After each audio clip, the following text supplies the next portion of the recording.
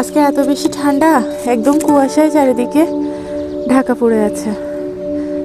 খুব একটা বেশি দূরে দেখাও যাচ্ছে না।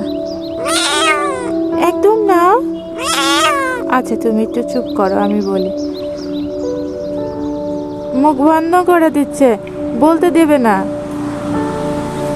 এই কুয়াশায় ঠান্ডার মধ্যে ভাবলাম ছাদের বাগানটা একটু দেখে আসি।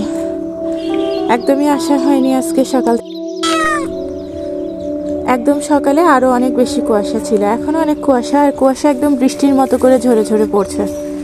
এর মধ্যে আমি আর আমার চকলেট দুজন মিলে এসেছি একটু ছাদে ঘুরু ঘুরু করতে। চকলেট সোয়েটার পরে এসছে, টুপি পরেনি, টুপি বারবার খুলে ফেলছে বলে আর পরাইনি। আমি টুপি পরে আসছি, আমার অনেক শীত করছে।